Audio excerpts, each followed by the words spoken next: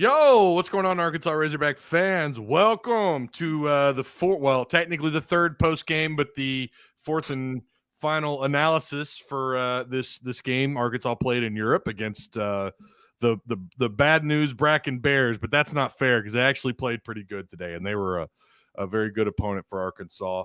I feel like Arkansas learned quite a bit today, as they did in Europe.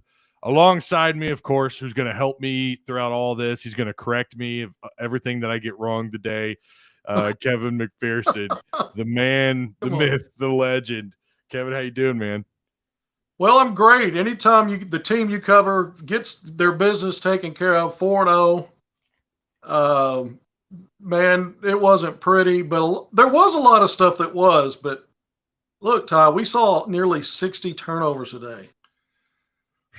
Arkansas kicked that thing around, 30 turnovers, forced 27. But when you're -3 after forcing 27, you need to at some point realize that you put that aside and try to find the good stuff, because that's just not a formula for any kind of winning on this side of the Atlantic Ocean. Over there, I guess it didn't matter. I'm really at a loss for words because I've never seen a game where the ball was kicked around that much. They got a soccer style officiating. I guess everybody thought they were playing soccer and just start kicking the thing, watching it roll away.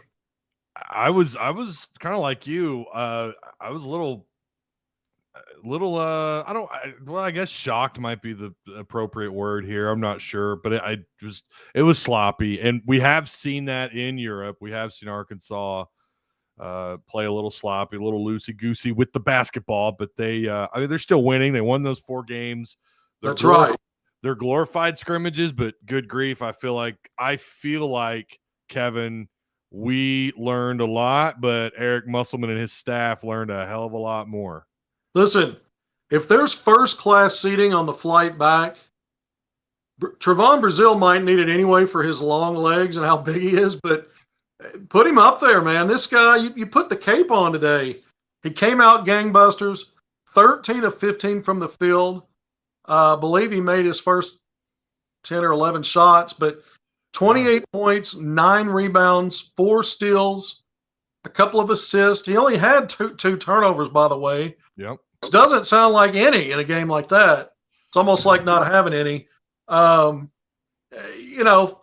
of 15 in the field, made his first 3 in Europe, was perfect at the line, only got 1 free throw attempt, but this is the kind of game that you can build off of if you're Trevon Brazile, because the Bakken Bears, I don't think they were at full strength, but they are a Euro pro club that's had a lot of success in its history, and they've got older guys. Yeah. And they probably had a little more quality up and down the roster than most of the team Arkansas faced. So Brazile can feel good about this. Arkansas had 10 dunks. He had half of those. He had what was like in between some kind of a wind-up windmill putback dunk that was just, that Sports Center top 10. They need to import that stateside for the top 10 tonight from Europe. But you had a Brazile setting in Italy. Is it too? I mean, it works. Why not? They play soccer in all these countries. The officials, their garb, they look like soccer officials. They did. And they kind of act like it, They blow a whistle. Seems like every time Arkansas takes that first step, it's a travel. And then the fouls, I've never seen an Arkansas team go a 4-game stretch, shooting a lot fewer free throws than the opponent. Bakken put up 19 free throw attempts today, made 14. Arkansas 7 of 8. And you're talking about an Arkansas team that constantly attacks the rim. They're not hoisting up 23s a half. They only took 13 and only made 3. We know that's been a problem area, efficiency, but at least they're not falling in love with something that's not a team strength.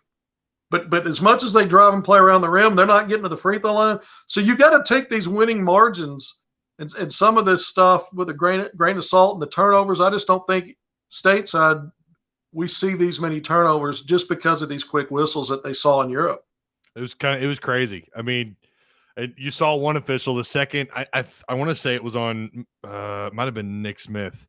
He wasn't real happy with the call. and the officials just kind of going out of his way, slapping his arm and talking about the foul. It just felt personal. I don't know. I got a real anti-American vibe by those officials, Kevin. Maybe that's my bias for the Razorbacks and for America, but it felt like you said, we've discussed it a lot, but I think it's worth mentioning. Yeah, they kind of let the Euro teams get away with a little bit more. I mean, you talk about home cooking. I guess that translates over there too. You mentioned Nick Smith Jr., couple of turnovers, played 12 minutes, did not play in the second half. So we're going to try to find out more about that from Eric Melsman. But Arkansas was just, even Anthony Black, he's usually careful with the basketball. 5 turnovers a day. He did rack up some assists after being, supposedly not having any assists the previous game. I'm not sure I trust all the stats on that, but did some really good things. You look at Devo Davis, played a lot handling the ball, especially with Nick not in the game. He also had a nice assist game, but he had 7 turnovers. So the team overall just did not take care of the basketball. We can blame the officials all we want on some of it, but then Arkansas was also very sloppy, trying to do a little too much. I think when you're trying to pick up the pace and really attack that rim and paint, sometimes you get a little overzealous. And I don't care what the quality of opponent is. If you telegraph things, they're going to, pick it off and take it the other way. Yep. There you have a turnover. So what I liked about this Arkansas team, though, obviously Trevon Brazile, you had Ricky Council, who I thought had a good game, and I thought he had a very good tour as well. Overall, when you look at some things, 10 points for him today. Devo Davis finishes with 10. And then you had, when you start looking at Arkansas's rebounding, plus 12 on the glass. They hold their opponent, by the way, below 30% field goal shooting. Below 20% from 3. They did give up the 14 and 19 of the foul line by some of those foul calls. Both teams had 16 fouls, but somehow Bakken got 19 free throw attempts.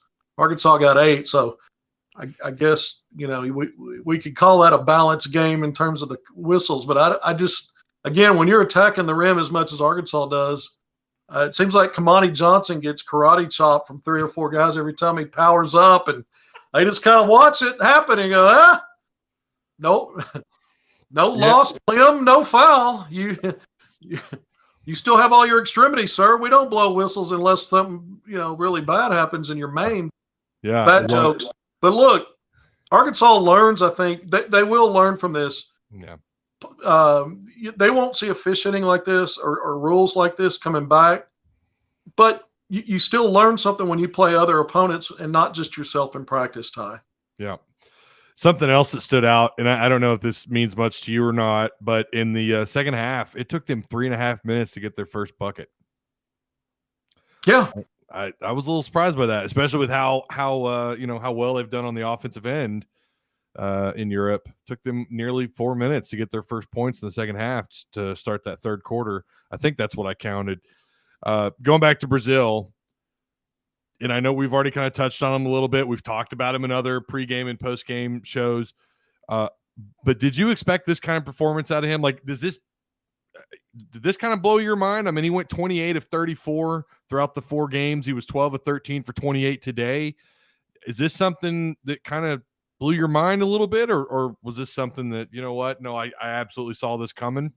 Well, the efficiency's been there. Coming in today, he only missed 3 field goals, and he was averaging double figures.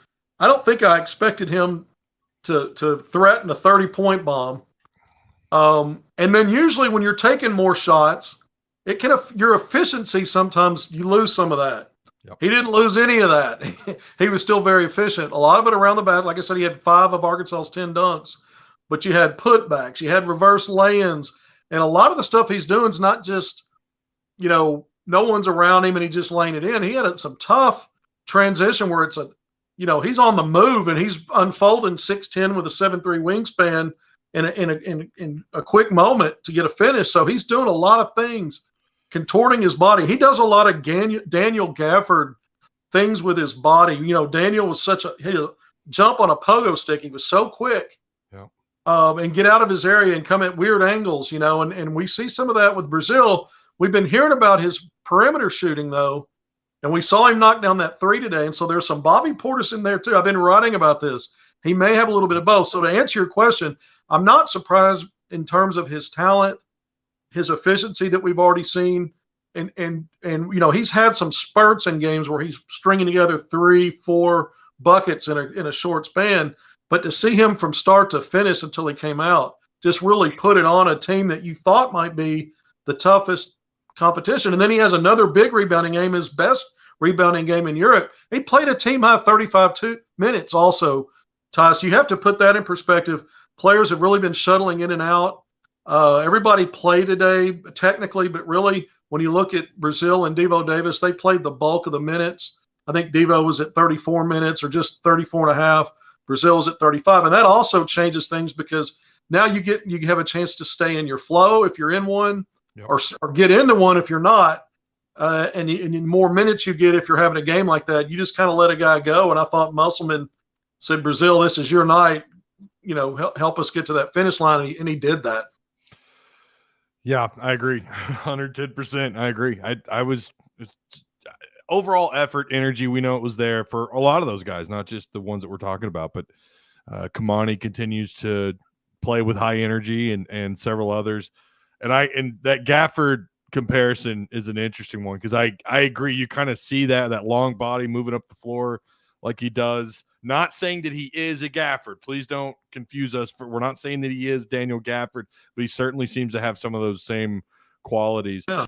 Do us a favor if you guys would. Make sure you like and share this live stream. Subscribe if you haven't already.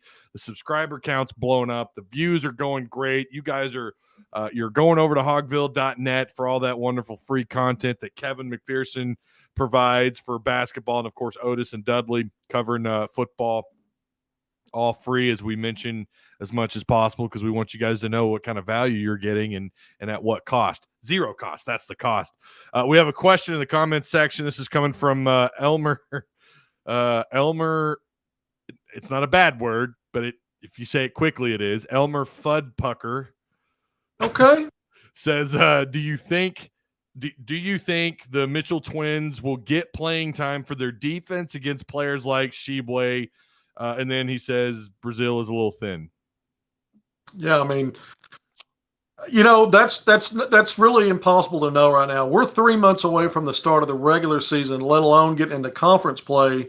And the Mitchell twins, if I had to pick one that probably performed a little, of the two that performed the best would be Mikal. Very limited opportunities as this progressed. But they do bring things to the table physically and athletically and size-wise that the matchups in Europe didn't necessitate a need.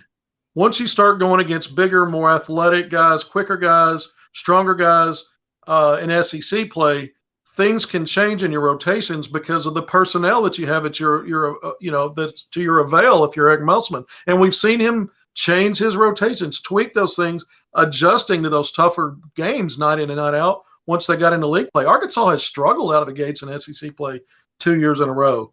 And so, we can't count out anything. I think it's a good question, and I think maybe those guys can be helpful. And by then, they'll be a lot further along understanding what's expected of them and understanding buying in roles. If they're not, no, we won't see them.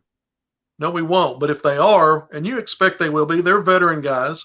So once they start buying in and getting some understanding of what's expected, I say there's enough talent on this roster through the 13 scholarship players that you could, there's possibilities and opportunities for everybody.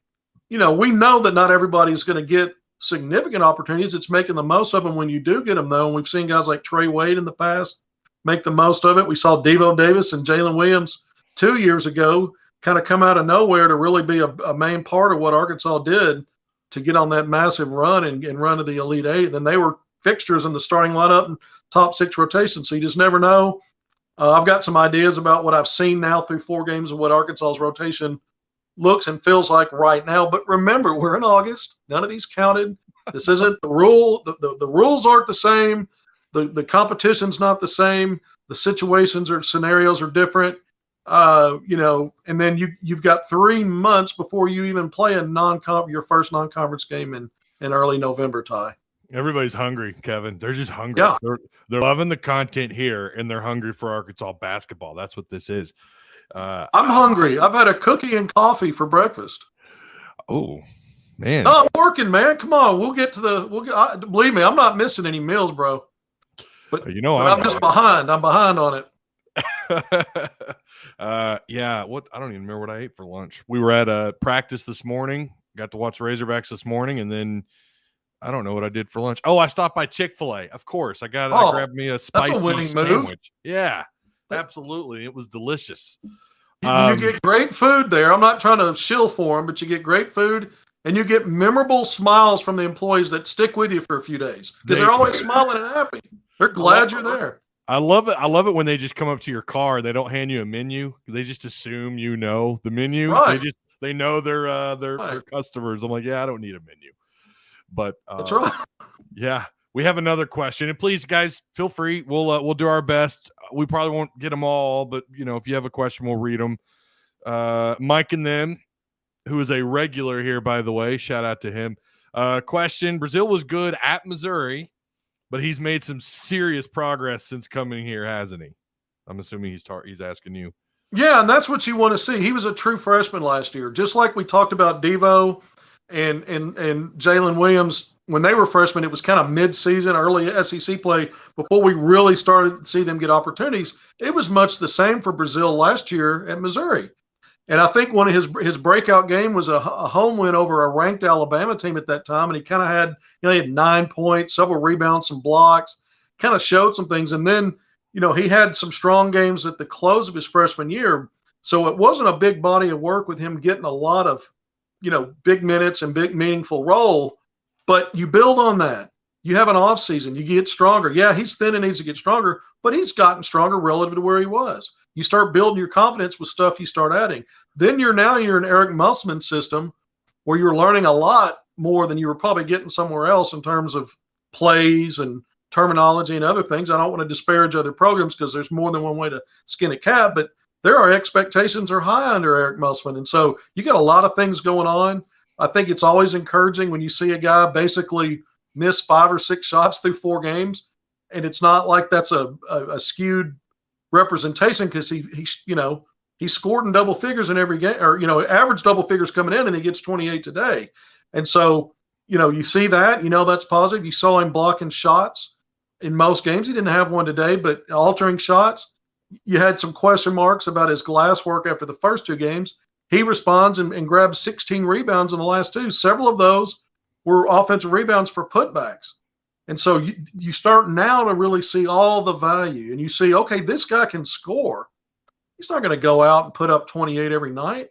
He may not, we don't know how many 20-point games he'll have as a Razorback this year. But what we do know is there's versatility, and he's got freakish things. I talk about the Gafford stuff because sometimes defenses can try to account for it. You can scout it. You can try to emulate it in practice. But guys like that are different, and that's why Musselman went out and recruited length and size and athleticism in the offseason, because he really didn't have much of that in his first 3 years at Arkansas in the front court. You had one 6'10" guy in Jalen Williams, who's an outstanding, great college player, a below the rim guy for the most part, and then a bunch of 6'6", 6'7", 6'6" guys and under. Now there's matchup versatility. Now you've got to account for a guy like this. The Bakken Bears had no answer for Javon Brazile today. None at all. He went off. I'm like you. I didn't see that coming. That was crazy. They had absolutely no answer for him. Nothing they could do. He was making it look really easy. Well, I haven't asked you this yet, and I was waiting to ask you this question. I know you've kind of glossed over some of this a little bit, but now that we have these 4 games under our belt, Kevin, and again, it is early, but what are your biggest takeaways, positive and negative, coming out of Europe? Even though they're 4-0, I know there's plenty to talk about here. Well, yeah, I think the biggest positive as a team is this team has stayed tethered to its strength on offense, which is pound the paint, get to the rim, try to run out in transition, try to push tempo, and then execute. Now, they didn't always execute, a lot of turnovers, but they stayed tethered, they stayed glued, they did not lose sight, unswerving devotion to get into that rim. Yeah. And playing above guys. You went out and recruited a certain way, play to it, play to your strength. Arkansas did not shoot well from 3 as a team. We know Nick Smith Jr. put up and made most of the threes and shot the ball efficiently. Today was not a great shooting day for him, but he only played a half. Normally, you're going to see a guy like him, if he's had a bad half, have a good half to follow it up. But we don't know. But 3-point shooting's not a strength. They didn't take a heavy volume of them. So that's kind of a positive. It's a problem and a positive. So you asked, what are the positives? We're starting there. I thought Arkansas, for the most part, I think they dominated the glass in every game except one. Yeah. Their second game, I think they were -2, or maybe it was the last game. I'm not sure. Well, they dominated the glass other than the last game. Well, I think they were -2. But today, +12 against a veteran team, older guys. And so you see Kamani, Johnson, Brazile joins in. Council was a strong rebounder. Don't lose sight of that. He was a strong rebounder consistently in this event, in these 4 games. And then you see guys like Anthony Black filling up stat sheets every night. Now, he was very uncharacteristic tonight with turnovers. You're not going to see many games like that from him. But at the same time, you see what he brings to the table. And we keep talking about the above-the-rim finishers. No one talked enough about him as being one of those guys, but he pounds it, man. He takes long strides, gets up high. And he's he can be a real presence on the offensive end, aside from just the assists, because when you've got multiple guys attacking that rim, it keeps the defense off balance.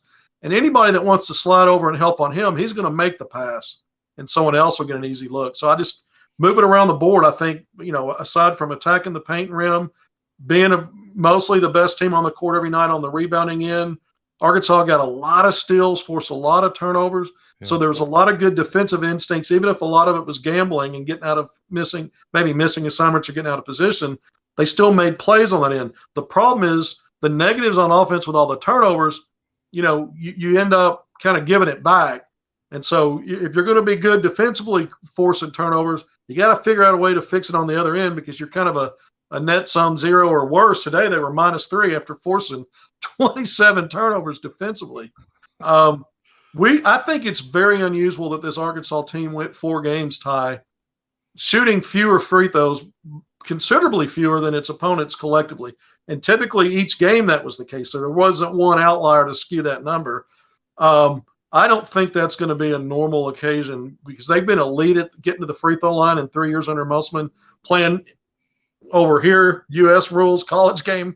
And I think to me, that doesn't pass the sniff test. And I think some of these margins would have been double or much wider had Arkansas really gotten maybe some equality on some of that, on what were fouls on their end versus what the other team got the benefit of.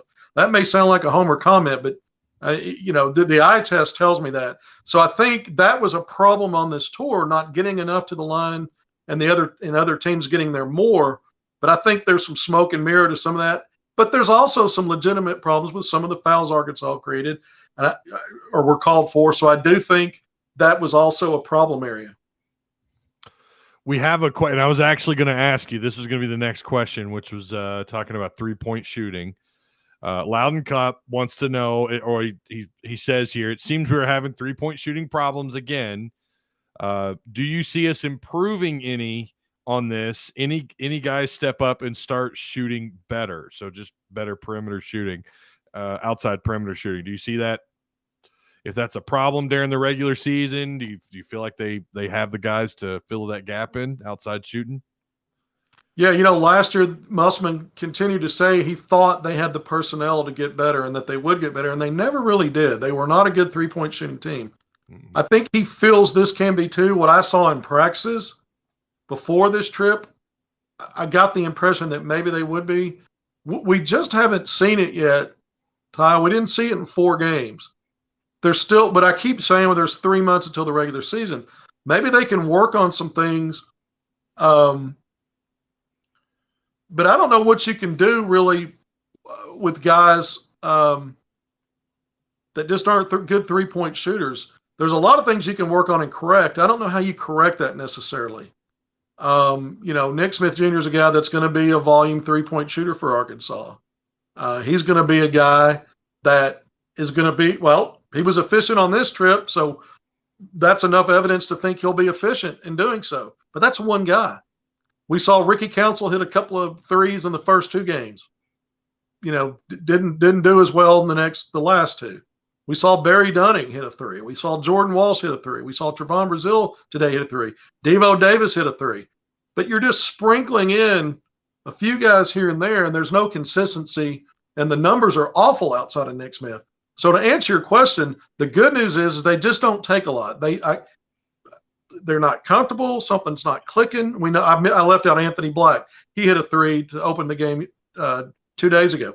But, you know, if it's not your strength, the good news is Arkansas is not wearing it out trying to launch them, you know. Yeah. And I think that's at least something.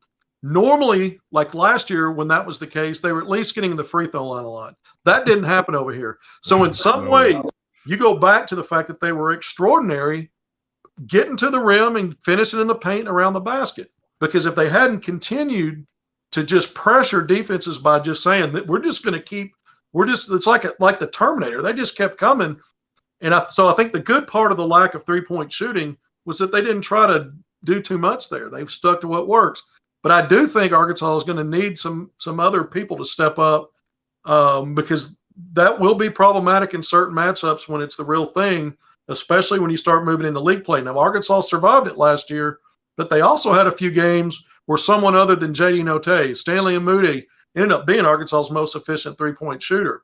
You had other guys sometimes that stepped in and get a little bit hot from three, but at least you had, you know, if you're counting Note, whose efficiency wasn't great, but we know he was streaky and could have games, you had at least two guys. Right now, outside of Smith, we don't see even a second guy right now that Arkansas can count on from distance. Yeah, I agree. I do think, I mean, it is kind of wild to think that they went as far as they did without any real consistent outside shooting. And I don't know if they were the only team to have issues outside, you know, to make it that far as perimeter shooting. I don't really know, but I was a little bit surprised. I kind of thought going into the tournament, boy, they're going to have to really get hot outside, I think, to make a good run. And they really never did. So that was, I think they could do it again, Kevin. I think the talent, like you said 100 times, the talent is so raw and so good at such a high level. They're going to be able to make up for a lot of their deficiencies. And maybe one of those is 3-point shooting. There was another really good question here. I read it and now it's gone. So, and this was also something about Kamani making the 8-man rotation. I feel like that's a fairly obvious question, but how do you feel about Kamani's role in that? Yeah, again, this is going to sound, probably, but I don't think, I think outside of 5 or 6 guys, there might still be some question marks because, again, there's different dynamics in the college game and some of the opponents. It's true. I think in the next 3 months, Musselman's got some hard decisions to make, or maybe they're not made. Maybe they won't be hard if guys don't start stepping up. They're not going to see it against other competition, but in practice, other things they evaluate.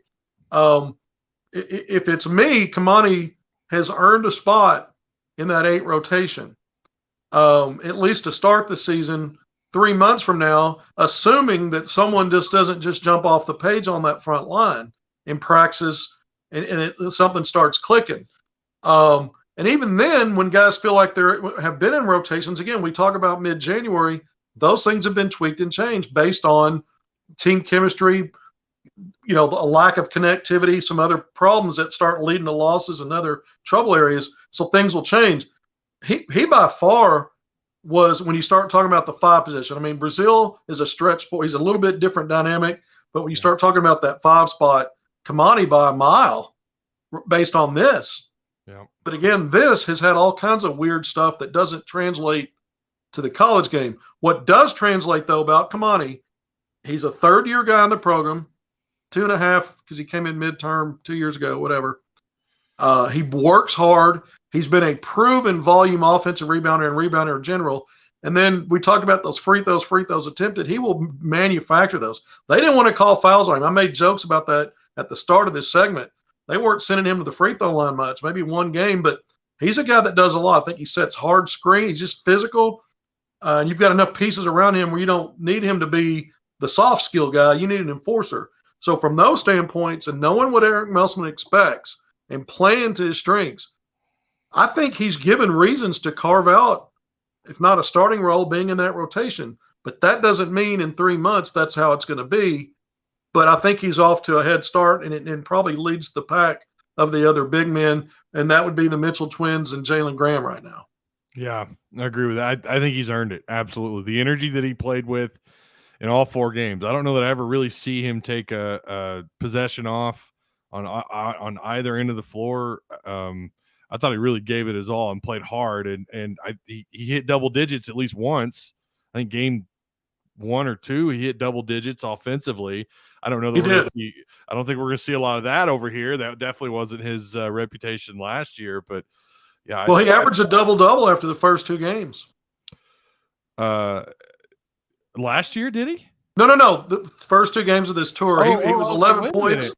He was 11 points and 10.5 rebounds through the first 2 games. Yeah, I'm with you. I think he's earned it. Now, like you said, that whole rotation the next several months could change. I mean, I know we feel pretty good about 4 or 5 of those guys, but who knows with guys coming off the bench and what that rotation looks like. I mean, we saw it last year with Likes, who came out as one of the starting 5.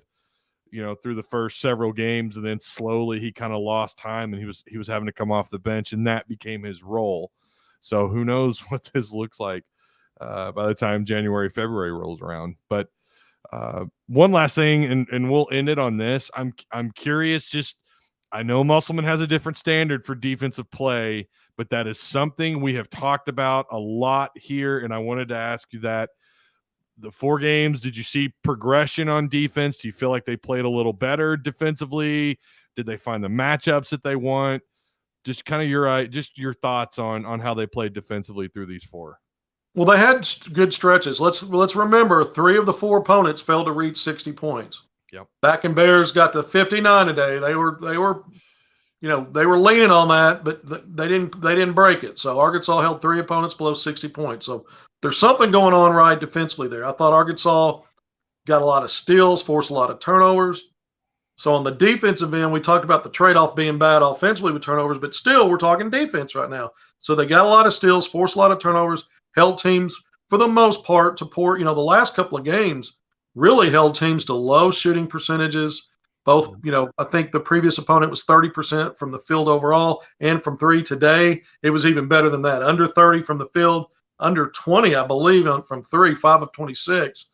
And so when I look at it from that standpoint, I'm thinking, yeah, they these last 2 games, they probably figured some things out defensively and got a little better, because we remember game 2, they gave up 86 points, roughly 48% shooting from the field.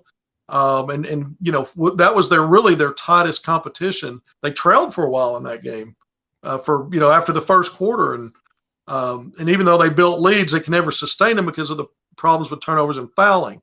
And so sometimes on defense, when you're fouling a lot and the other team's shooting free throws and they're finding ways to hang in, you don't quite feel like the defensive effort is great. But then you look at the end of game numbers, like I said, in that last 2 games with the steals you got, the turnovers you forced, you dominated on the glass, and then you had those – you didn't yield much in terms of efficiency to the other team. A lot of really good things right there. So, I know my answers are long and your beard gets longer with each one, but Ty. I was waiting on a beard joke. I'm not even going to lie. I was waiting on it. And your beard looks good, man. I'm trying to call attention to it any way I can. I worked it in that way. No, but I think defensively, Arkansas, Musselman complained about missed assignments, and obviously that second game, I think the last 2 games, he's got to be more pleased with a lot of things. Yeah. I'd say overall Arkansas made progress on defense. Nutshell it right there. There you go. And that's kind of what I thought. I'm glad we got that out there, because I felt like they made strides defensively. A lot could happen between now and November, and then going, as we've talked about a lot, but I hope that, I just hope we see something mirror their defensive play and effort and energy from a year ago. I hope that we see that with this new group, because like you said, how many new faces? 11 new guys on this roster. You just kind of never know what the chemistry is going to be like come game time. When you get through non-conference play, of course, you still got Maui. You got that big thing coming up, but then you've got conference play. You just don't know what the chemistry is really going to look like.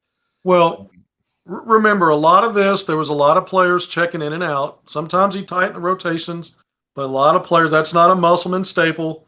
Nope. His teams perform better and more efficiently with tight rotations. That plays into some of the sloppiness and issues. But also remember, there may be things we think we know now that will be different later. And then we're going to come back, and we hope nobody rewatches these. Yeah. And comes back and buzzes us with it. Hey, you said this, And that happens. In August. Well, I mean, yeah, right. I mean, but I'm saying that's why I keep putting disclaimers and adding time to every answer I give is we just don't, I'm not crazy about the level of competition in most of these teams. I'm not crazy about the FIBA rules or the way that they're adjudicated in a lot of these calls. I'm not crazy about a lot of stuff. And then I know Musselman, again, is going to have things tighter at some point. We may see guys get chances to play in the non-conference in some of those games at home and some of the teams where they've got big leads or whatever. But we know there's just so many things that will be different that there's not a ton of stuff to bank on. But I do think, and I've wrote about this today coming into this, there are several things I think I know. I think I know Brazile has all-league talent. He backed me up on that today. I just wrote that. He backed me up. You nailed it. That was nothing but net. Right. Nick Smith Jr., I wrote, looks like he's positioned to be Arkansas's leading scorer this year. I haven't changed my mind on that. He played a half a ball, 2 of 7 from the field. So what? 5 points. We didn't really get to see the full Nick Smith Jr. today because he's a guy that can start slow and then bust you up. And I talked about Anthony Black being a heavy minutes guy and a stat sheet stuffer. And I've talked about Kamani and Devo just being guys that are always going to be what Musselman needs them to be. Play hard, be an example. So those are 5 things I just said that I wrote about that I think I already know. I think I can say with confidence, these are things I know even 3 months from now. The rest of it, I'm not so sure about. What we saw in 4 games means a whole ton. Now, some of it will bear it out, some stuff we saw now, and go, oh, I remember that. Some of it won't, but anyway. That's how it goes. We're done. Well, that's it. Europe is – well, the team, they've got a flight home, and then they'll be off for a few days. By the way, Ty, school will start back, and then they'll get back to practicing. And it's football season. We've been talking in so much basketball and celebrating it because we don't get this very often this time. I was going to say, it's great, though. It's great. And it's like not only do we have this, not only do you have Europe, not only do you have all this going on, oh, yeah, Arkansas is going to be pretty good, and everyone's hyped and excited about it. So these two things it's just such perfect timing, to have this trip. Now, and I know we got to get out of here, but how often again can they go to Europe? What's the rule with that? Something like once every few years? Yeah, once every 4 years is the rule, but because of COVID, obviously teams weren't traveling at that time. So at least for one off season, maybe 2, I don't remember. Teams weren't really making these trips. And so, for Arkansas, it had been 6 years, I guess, the 16-17 season. Yeah, was the last trip. Dusty Hannas, Daryl Macon, that group went over. Mike Anderson. Mike Anderson, right? And the boys. And so they played in Spain. They played their games in Spain, but yeah, I think this is good. Musselman. What's so funny is, while the rest of us are scratching our heads on some of it, Musselman has a really good idea about a lot of things that he may or may not talk about. And the reason I say that is because he was the one who was engineering the rotations and who got to play and when, and why he sat guys out like Nick Smith the second half. I can't wait to hear that one. But he's got his reasons, and he understands things he's seeing on a level that the rest of us don't, because this is his. This is his cocktail that he's making. We're just along for the ride. We're just watching it play out. Yeah. But I love the bonus basketball. We were talking about that. One of the biggest reasons I loved it this time is because of all the shiny new toys under the Christmas tree. We didn't have to wait to open them up for the first time in November. We got to see these 3 5-stars. We got to see a Barry Dunning come in and do things that we weren't necessarily expecting right away, and put his stamp down as a guy that's saying, "Hey, I'm here for that top 7 and 8. Take a look at me for this." We see a guy like Kamani Johnson after everybody, we were all the talk about this height and length and athleticism and track meets, and he's just going in there meat and potatoes and knocking folks around, carving out space and doing what he does and doing it well. We see a Devo Davis take a leadership role. We knew he would, but we get to see it now. We get to see him do things out there to gather the troops, man, and be kind of like a coach on the floor sometimes. Then we see a Trevon Brazile where we kind of catch our breath on some of the stuff he does. Ricky Council, Jordan Walsh, we saw Joseph Pennant and Darian Ford get some run and do some things, with confidence. And we saw a lot of mistakes. That's part of it too. Yeah, very true. And there were a lot, and we're not going to make up excuses, but playing over there definitely, had a little bit to do with some of what we saw with the sloppiness, but stuff that they have to account for and get fixed to get ready for November, because it'll be here before you know it. So, Kevin, these were a blast, man. I got to say, I look forward to doing every one of these after the game. I've kind of rubbed my hands together thinking, oh, boy, this is going to be some good content. And you delivered every single time, my man. Well, look, if you want to keep these going, I can erect a Nerf hoop in here and just, pretend I'll do the old, I'm pretending I'm Trevon Brazile, I'm pretending I'm Nick Smith, and then we'll have a post game after. Yeah, we'll talk about it. We'll find something to talk about. I'll simulate what the Hogs would be doing if they just kept playing in Europe. There you go. Yeah. So the Razorbacks go 4-0 in Europe. Good to see. Obviously, fans would probably be panicking right now if the opposite happened, but we would probably say the same. Nothing to be concerned about. Well, I guess if you go 0-4 in Europe against these teams, maybe there would be some stuff to complain about, but still, they're glorified scrimmages, but man, we got to see so much. Like Kevin said, we got Christmas came early, and Arkansas fans and Kevin and myself, we got to see these new toys play, and yeah, the future looks awfully bright. I'll just say that. I don't want to hype them up too much, but yeah, it looks like they're pretty loaded. So we'll be here for all of it. We're still kind of working out what these shows are going to look like, but I have a feeling they're going to be very similar depending on, of course, Kevin's schedule. I think the plan is we're going to do these post games as much as possible. Of course, like I said, it's going to depend on Kevin's schedule, my schedule as well. But man, these are fun. Like I said before, I had an absolute blast doing every one of these. Thank you guys so much who made it to these live shows also. Remember to like, share, and subscribe, and go to hogville.net for all the latest and greatest from the greatest in Arkansas Razorback media. You have anything else you want to add? I know you do, Kevin. I know you got something left in the cookie jar. All I know is Arkansas averaged 10 dunks a game. They had 40 dunks. Insane.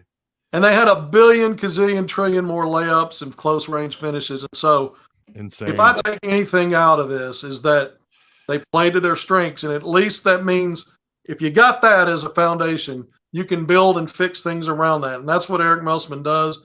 And so that for anybody that's got any complaints about this, shame on you, because I just give you a reason not to. Plus, every win was double digits in the end. I mean, yeah.